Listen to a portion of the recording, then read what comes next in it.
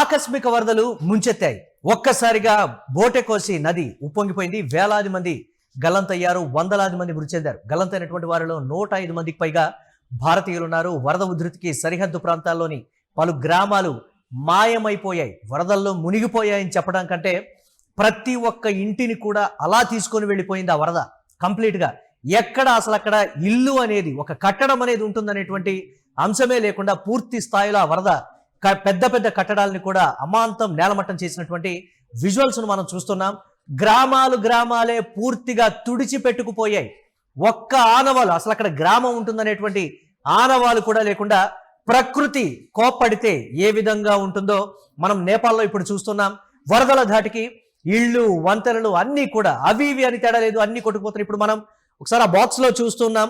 అతిపెద్ద కట్టడం, అది ఒక పట్టణ ప్రాంతం. అది నేపాల్లో ఒక పట్టణ ప్రాంతం. ఈ నేపథ్యంలో అది ఒక కార్యాలయం కావచ్చు, లేకపోతే ట్రైన్కి సంబంధించి రైల్వే స్టేషన్ మాదిరిగా కనిపిస్తోంది. పరిగెడుతున్నటువంటి వారు చూస్తున్నాం మనం. అక్కడ విదేశీయులు ఉన్నారు, భారతీయులు ఉన్నారు, నేపాల్కి సంబంధించినటువంటి వారు ఉన్నారు.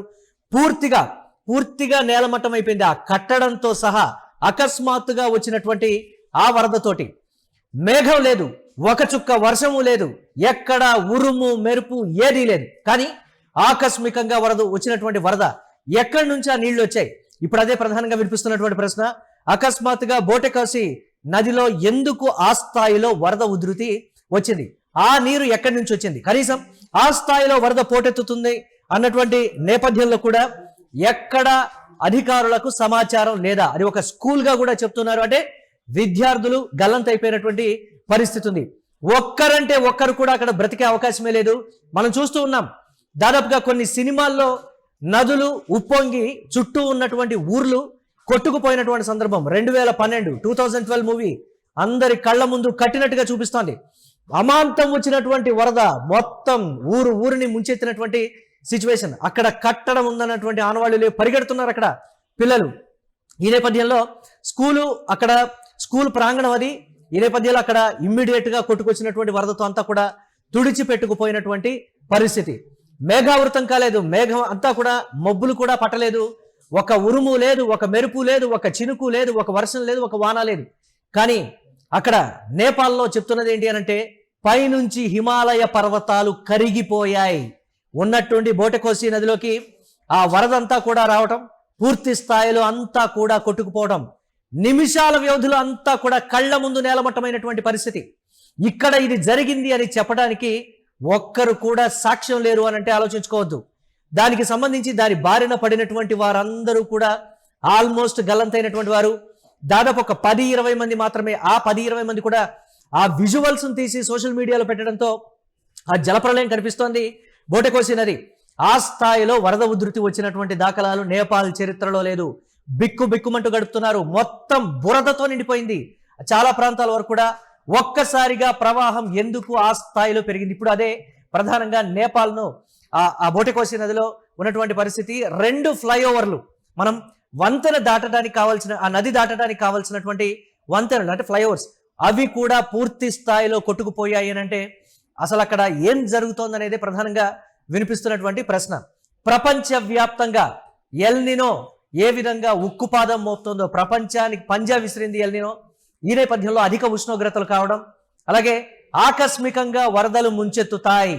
అంటే వర్షం ఉండదు, ఏమీ ఉండదు, పైనుంచి ఈ నేపథ్యంలో అంటే దానికి సంబంధించి ఆ వేడికి, ఆ తాపానికి హిమాలయ పర్వతాలు ఒక్కసారిగా కరిగిపోయాయి. అదంతా కూడా వరద బురద రూపంలో ఆ మంచు కిందికి వచ్చే క్రమంలో ఆ స్థాయిలో వరద కింద మారి పూర్తిగా బోటెకోసి నది పరివాహక ప్రాంతాల్లో ఉన్నటువంటి స్కూళ్ళు, ఇళ్ళు, పెద్ద పెద్ద భవంతుల్ని కూడా సెకండ్స్ లో నేలమట్టం చేసినటువంటి పరిస్థితి ఉంది. జల విద్యుత్ కేంద్రాలు కూడా అక్కడ దెబ్బతిన్నాయి అనంటే అంధకారంలో ఉండబోతోంది ఈ రోజంతా కూడా అనేటువంటి మాట. ఆ వరదకు సంబంధించి మనం చూస్తున్నాం. ఆకస్మికంగా ఆ స్థాయిలో వరద నీరు రావడానికి సంబంధించి కూడా ఒకంత ఆశ్చర్యం వ్యక్తం చేస్తున్నారు. ఒకసారి ఆ విజువల్స్ చూద్దాం.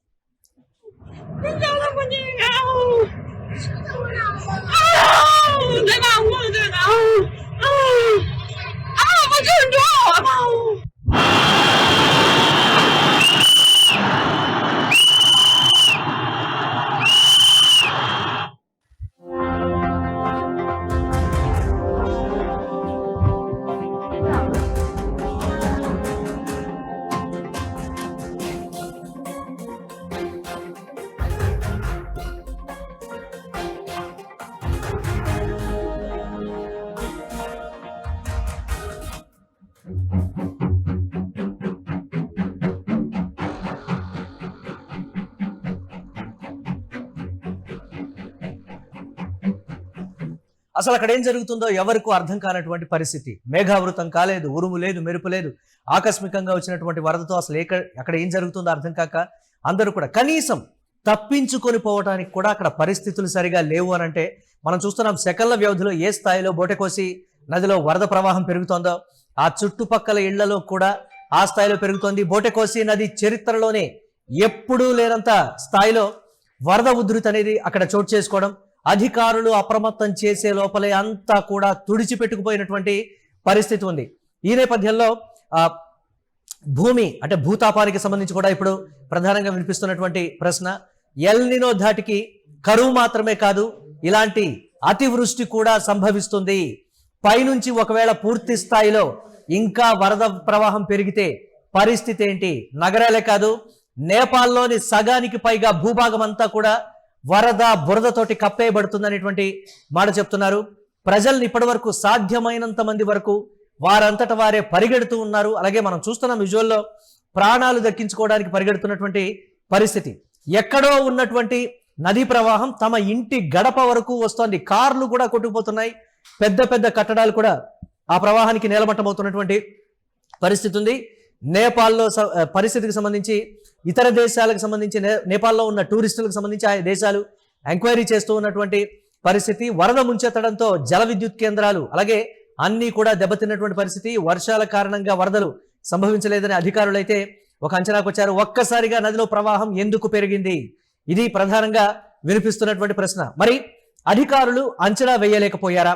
పైనుంచి ఆ స్థాయిలో వరద కరిగి నేపాల్లోని పరిసర ప్రాంతాలన్నింటినీ తుడిచిపెట్టుకుపోతూ ఉంటే ఎందుకు అధికారులు కనీసం అప్రమత్తత చేసేటువంటి సమయం కూడా లేదు? ఆకస్మిక వరద ఓకే, దీనికి సంబంధించి అక్కడ నదీ సమీపంలో మానిటరింగ్ చేసేటువంటి పరిస్థితి ఉంటుంది. జల విద్యుత్ కేంద్రాలకు సంబంధించి కూడా ఇమీడియట్ గా సైరన్ మోగటం కావచ్చు, లేకపోతే ఏదో ఒక అలర్ట్నెస్ అయితే ఉంటుంది.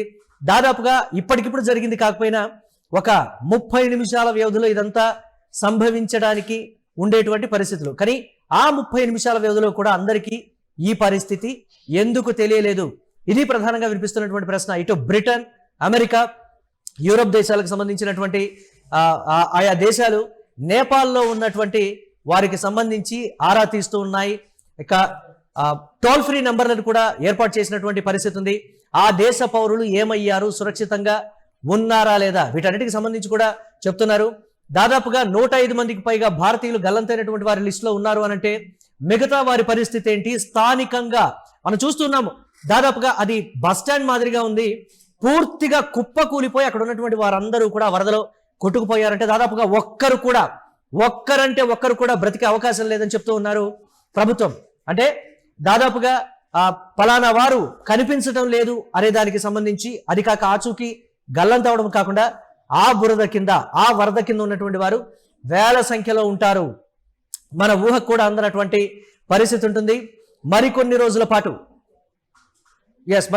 పాటు కూడా ఆ బురద ప్రవాహం అనేది కొనసాగేటువంటి అవకాశం ఉంటుందని చెప్తున్నారు. వాటన్నిటిని క్లియర్ చేయాలన్నా కానీ చాలా సమయం పట్టేటటువంటి అవకాశం. వాటి కింద ఎన్ని మృతదేహాలు ఉండి ఉంటాయి? ఇది ప్రధానంగా వినిపిస్తున్నటువంటి ప్రశ్న. దీనికి సంబంధించి మరిన్ని అప్డేట్స్ మా కరెస్పాండెంట్ వెంకట్ అందిస్తారు. వెంకట్, ఉరుము లేదు, మెరుపు లేదు, మేఘావృతం కూడా కాలేదు, ఒక చినుకు లేదు, ఒక వర్షం లేదు, ఆ స్థాయిలో కొట్టుకుపోతున్నటువంటి పరిస్థితి ఏంటి? ఆ ఎఫెక్ట్ ఇప్పటికీ కూడా అంటే 2012 సినిమా ఒకటి ఉంది, దాన్ని గుర్తు చేసుకుంటూ ఉన్నారు. అలాగే జపాన్లో సంభవించినటువంటి సునామీ అయినా కాస్త బెటర్ ఏమో, సైరన్ ఇచ్చి అలారం ఇచ్చేటువంటి సమయం ఉంటుంది, ఆ గ్యాప్ అనేది ఉంటుంది. కానీ కొండ మీద నుంచి వచ్చేటువంటి వరద విత్ ఇన్ మినిట్స్ అంటే ఒక 5 నుంచి 10 నిమిషాల వ్యవధిలోనే అలర్ట్ చేసేటువంటి గ్యాప్లోనే ఊళ్ళనే, స్కూళ్ళని, బస్ స్టాండ్లని అన్నింటినీ కూడా వెహికల్స్, ఎంత పెద్ద వెహికల్స్, ఈవెన్ జేసీబీలు కూడా కొట్టుకుపోయినటువంటి పరిస్థితిని మనం చూస్తున్నాం. విజువల్ ద్వారా భయకంపితులై పరిగెడుతున్నారు. ఏంటి అసలు ఆకస్మిక వరదకు సంబంధించి అప్డేట్స్ ఏంటి? ఏ విధంగా చూడాలి ఈ పరిణామం? అంటే ఈ రోజుల్లో అంటే క్లౌడ్ బరస్ట్ కానీ లేదంటే ఇతరత్ర కార్యక్రమాలు అంటే ఇతరత్ర ప్రకృతి విపత్తులు ఏవైతే ఉంటాయో వీటన్నిటి కారణంగా ఇటువంటి ఆకస్మిక వరదలు అనేవి మనం చూస్తూనే ఉన్నాం. ముఖ్యంగా మనం హిమాచల్ ప్రదేశ్ లో కానీ అంటే మన హిమాలయాలు ఎక్కువగా ఉన్నటువంటి రాష్ట్రాలు, హిమాలయాల్లో ఉన్నటువంటి ఈ హిమాలయాల వల్ల ఇబ్బంది పడుతున్నటువంటి దేశాలు కూడా అంటే ఈ క్లౌడ్ బరస్ట్ల వల్ల, వాతావరణ మార్పుల వల్ల ఇబ్బంది పడుతున్నటువంటి దేశాల్లో భారత్ తో పాటుగా, చైనాతో పాటుగా, పాకిస్తాన్ తో పాటుగా, టిబెట్ తో పాటుగా నేపాల్ కూడా ఉంది. ఈ నేపథ్యంలోనే నేపాల్లో వచ్చినటువంటి నేడు ఉప్పొంగినటువంటి వరదల కారణంగా అక్కడ పెద్ద ఎత్తున మరణాలు కూడా సంభవించినట్టు చెప్తున్నారు. అసలు ఏం జరిగింది ఏంటి అనేది మనం ఒకసారి చూసుకుంటే కనుక ఫస్ట్ నుంచి ఈ రోజు ఉదయం నుంచి ఏం జరిగింది అనేది చూసుకుంటే, నేపాల్లోని రసువా జిల్లా చైనా టిబెట్ సరిహద్దు ప్రాంతంలో ఉంటుంది ఈ ప్రాంతం. అక్కడ ఉదయం సుమారు 9 గంటల ప్రాంతంలో బోటే కోషి నదిలో ఒక్కసారిగా భారీగా వరద నీరు వచ్చింది. మొత్తం దీనివల్ల తిమురే అలాగే సైబ్రో వేసి ప్రాంతాలు తీవ్రంగా దెబ్బతిన్నట్లుగా కూడా మనకి అంతర్జాతీయ మీడియా ద్వారా తెలుస్తుంది. అలాగే ఇక్కడ అత్యంత కీలకమైనటువంటి విషయం ఏంటి అని అంటే, నేపాల్ లో స్థానికంగా భారీ వర్షం పడటం అంటే భారీ వర్షం పడితే ఈ స్థాయిలో వరద అంటే ఇంత వరద కూడా వచ్చేటువంటి అవకాశం ఉండదు, ఏదో నామమాత్రంగా వరదలు వచ్చేటువంటి అవకాశం ఉంటుంది. కానీ టిబెట్ ప్రాంతం నుంచి పెద్ద ఎత్తున అక్కడ పడినటువంటి అకస్మాత్తు వర్షాల కారణంగా నేపాల్ వైపుగా వరదలు వచ్చినట్టుగా చెప్తున్నారు.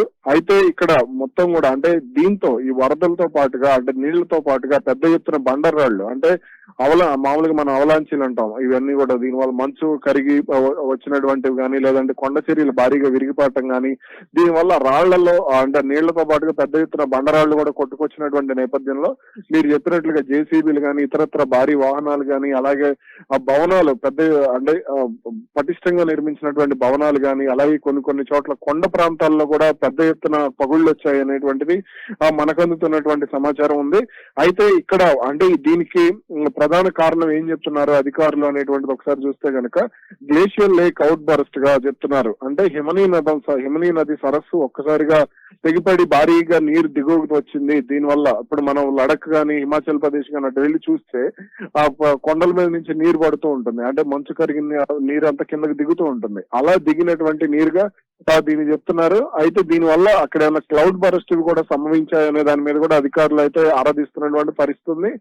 ఏది ఎలా ఉన్నప్పటికీ కూడా ఇప్పటి వరకు మాత్రం మృతుల సంఖ్య అంటే అధికారికంగా దాదాపు 40 నుంచి 50 మంది చెప్తున్నారు. కానీ ఆ వరద తీవ్రత ప్రత్యక్షంగా చూసిన వాళ్ళు మాత్రం మృతుల సంఖ్య 100ల్లో ఉండేటువంటి అవకాశం ఉందనేటువంటి ఆవేదన అయితే వ్యక్తం చేస్తున్నటువంటి పరిస్థితి. ఏంటి వెంకట్, ఏంటి ఈ సందర్భంగా ప్రకృతిని తక్కువ అంచనేది మనం నిర్లక్ష్యం చేశాం కాబట్టి మనకు శిక్ష విధిస్తుంది అనేటువంటి కోణంలో రకరకాలుగా పర్యావరణ ప్రేమికులు చేస్తున్నటువంటి ఆ కామెంట్స్ మనం ఎలా చూడాలి ఈ సమయంలో, పర్టికులర్గా ఎల్ నినో ప్రపంచాన్ని వణికిస్తున్నటువంటి ఈ సమయంలో? ఇక్కడ వాతావరణ మార్పుల గురించి చాలా మంది తక్కువ అంచనా వేస్తూ ఉంటారు. అంటే వాతావరణాన్ని ఇప్పుడు చాలా మంది ఏమంటే గాలిని ఏదో రకంగా గాలి ఎటో ఒకటి వెళ్ళేటువంటి అవకాశం ఉంటుంది, కానీ నీరు ఎటో వెళ్ళేటువంటి అవకాశం ఉండదు. మరి గాలిని తక్కువ అంచనా వేయకూడదు, నీటిని తక్కువ అంచనా వేయకూడదు. ఇలా అకస్మాత్తుగా వరదలు వచ్చినప్పుడు అది ముఖ్యంగా గ్లోబల్ వార్మింగ్ పెరుగుతుంది, 2 డిగ్రీలు పెరిగింది, 1 డిగ్రీ పెరిగిందని చెప్పినప్పుడు చాలా మంది పత్రికల్లో అలాగే టీవీల్లో వచ్చేటువంటి వార్తలను వాతావరణ శాస్త్రవేత్తలు చేసేటువంటి హెచ్చరికలను చాలా సరదాగా తీసుకుంటూ ఉంటారు. అంటే ఏం ఉండవలే అనేటువంటి ధోరణిలో తీసుకుంటూ ఉంటారు. కానీ మంచు హిమాలయాల్లో మంచు వేగంగా కరిగిపోతుంది, అంటార్కిటికా ప్రాంతం వైపు మంచు వేగంగా కరిగిపోతుంది. గతంలో చల్లగా ఉన్నటువంటి ప్రదేశాలు కూడా ఇప్పుడు ఉండటం లేదు. మనం చూస్తున్నాం యూరోప్ లో ఎండలు ఏ స్థాయిలో ఉన్నాయి. కాబట్టి ఇవన్నీ కూడా అంటే ప్రజలు అలర్ట్ కావాల్సినటువంటి పరిస్థితి ఉన్నప్పటికీ, ప్రభుత్వాలు అలర్ట్ కావాల్సినటువంటి పరిస్థితి ఉన్నప్పటికీ ప్లాస్టిక్ వాడకం కానీ పరిశ్రమల వ్యర్థాలు కానీ ఏవి కూడా తగ్గటం లేదు అనేటువంటిది మనం స్పష్టంగా చెప్పొచ్చు. అందుకనే ఇప్పుడు దీనివల్ల మన సరిహద్దుల్లో ఉన్నటువంటి చైనా గానీ, పాకిస్తాన్ గానీ, నేపాల్ గానీ, టిబెట్ గానీ, మయన్మార్ గానీ ఇవన్నీ కూడా ఇప్పుడు ఈ వరదల కారణంగా గతంలో శ్రీలంక చూసాం, ఇవన్నీ కూడా అకస్మాత్తుగా వర్షాలు పడటం. ఇప్పుడు అక్కడ మేఘం ఉంటే ఒక చోట మేఘం ఉంటే సాధారణంగా ఆ ప్రాంతం అంతా వర్షం పడేటువంటి పరిస్థితి ఉంటుంది. అపార్ట్మెంట్ మీద వర్షం పడి రోడ్డు మీద వర్షం లేనటువంటి పరిస్థితి ఈ రోజుల్లో ఎక్కువగా కనపడుతుంది. కాబట్టి దీని అంతటి వల్ల అంటే ఈ అకస్మాత్తుగా పడేటువంటి వరదల కారణంగా వచ్చే వర్షాల కారణంగానే ఈ వరదలు అనేది సంభవిస్తున్నటువంటి పరిస్థితి. ఎస్, మొత్తం మీద నేపాల్లో వచ్చినటువంటి ఈ ప్రకృతి విపత్తు ఎవరు ఊహించనిది ఈ నేపథ్యంలో ఎందుకు సంభవించింది? ఒక ఉరుము లేదు, మెరుపు లేదు, ఆకాశం నుంచి ఒక్క చుక్క వర్షం కూడా రాలేదు, మేఘావృతం కూడా కాలేదు. మరి ఎక్కడి నుంచి ఈ నీరు వచ్చిందనంటే ఎల్ నినో ఎఫెక్ట్ అని అంటున్నారు. ప్రపంచవ్యాప్తంగా ఉష్ణోగ్రతలు 1-2 డిగ్రీలు పెరగటమే దీనికి కారణం అనేటువంటి మాట. చుక్క కరిగి ఉన్నట్టుండి ఇమ్మీడియట్ గా కూడా ఆ స్థాయిలో పూర్తిగా గ్రామాల్ని ముంచెత్తే స్థాయి నీరుని తనలో దాచుకొని ఒక్కసారిగా ఆ హిమాలయాల నుంచి వచ్చినటువంటి ఈ వరద బురదతోటి నేపాల్లో వేల సంఖ్యలో మరణాలు సంభవించి ఉండొచ్చు అనేటువంటి మనం చూస్తున్నాం. బస్సులు కావచ్చు, లేకపోతే నగరాలు, అలాగే గ్రామాలు కూడా పూర్తి స్థాయిలో కొట్టుకుపోయాయి. పర్యాటక కేంద్రం అనేదే అక్కడ లేకుండా పోయినటువంటి పరిస్థితి. బోటెకోసి నదిలో ఆ స్థాయిలో అక్కడ పరిగెడుతూ ఉన్నారు. నది ప్రవాహానికి సంబంధించి తమ ప్రాణాలు దక్కించుకోవడానికి ఆ స్థాయిలో ఎప్పుడూ కూడా ఆ చిన్న పాయ మాదిరిగా ఉంది. అక్కడ నుంచి సడన్ గా నీరు వస్తూ ఉంటే అసలు అది నదీ పాయలాగా కూడా లేదు, కానీ లోతట్టు ప్రాంతం కావడం, పైనుంచి వచ్చేటువంటి నీరు వెళ్ళటానికి అక్కడ మాత్రమే ఉన్నటువంటి పరిస్థితి. ప్రాణాలని కాపాడుకోవడానికి అందరూ కూడా పరిగెడుతున్నారు. కానీ పైనుంచి వచ్చేటువంటి వరద దాటికి అక్కడ ఉన్నటువంటి వారు కూడా కొట్టుకుపోయారు, గల్లంతయ్యారని కూడా చెప్తున్నారు. ఆ స్థాయిలో ప్రమాద తీవ్రత తెలియాలన్నా, ఆస్తి నష్టాలు కావచ్చు, లేకపోతే ఎంతమంది ఎక్కడ ఎవరు గల్లంతయ్యారనేటువంటి డీటెయిల్స్ తెలియాలన్నా కానీ దాదాపుగా 3-4 రోజులు పట్టేటువంటి అవకాశం. నీరుతో పాటు బురద కూడా ఉంది. ఆ బురద కింద ఎంతమంది గల్లంతయ్యారో, ఎంతమంది చిక్కుకుపోయారో అనేది కూడా ప్రధానంగా వినిపిస్తున్నటువంటి ప్రశ్న. చూడాలి.